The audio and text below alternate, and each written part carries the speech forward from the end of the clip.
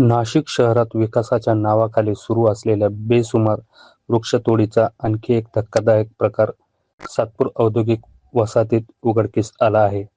तपोवन प्रकरण अद्याप थंडावलेले नसतानाच संतोषी माता नगरकडे जाणाऱ्या रस्त्यालगत MIDCच्या मोकळ्या जागेवर असलेले तब्बल 300 ते 400 झाडांची रात्रीतून अवैध कत्तल करण्यात आल्याने संतापाची लाट उसळली आहे.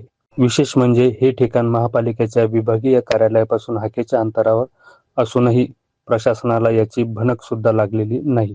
या गंभीर प्रकाराला 2 आठवडे उलटूनही MIDC, महापालिका आणि वन विभाग यापैकी नेमकी जबाबदारी कोणाची याबाबत अद्यापही स्पष्टता नसल्याने जीवन नागरी पर्यावरण संस्था या आंतरराष्ट्रीय NGOचे उत्तर महाराष्ट्र अध्यक्ष दीपक जाधव यांनी दोषींवर तातडीने गुन्हे दाखल करण्याची मागणी केली आहे. मात्र MIDCने थेट पोलिसात तक्रार न करता वन विभागाकडे पत्रव्यवहार करत वेळकाढूपणा केल्याचा आरोप देखील केला आहे. दरम्यान MIDCने मनुष्यबळ आणि यंत्रणेअभावी हतबलता व्यक्त करत सुरक्षा रक्षकांच्या नेमणुकीचा प्रस्ताव दिला आहे.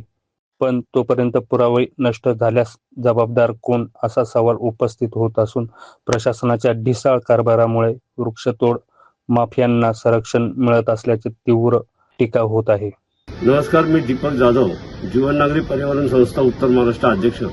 आम्हाला एका तक्रारदाराने तक्रार केली होती की सातपूर येथे अनधिकृत वृक्षतोड ही मोठ्या प्रमाणात रातोरात चालू असून आम्ही तेथे पाहणी केली असता 300 ते 400 वृक्ष हे बुडापासून विनापरवानगी महानगरपालिका यांचं वृक्ष प्राधिकरण वेगळं व MIDCचं वृक्ष प्राधिकरण वेगळं असे असताना सुद्धा दोन्हीकडून परवानगी न घेता ही वृक्षतोड मोठ्या प्रमाणात झालेली आहे.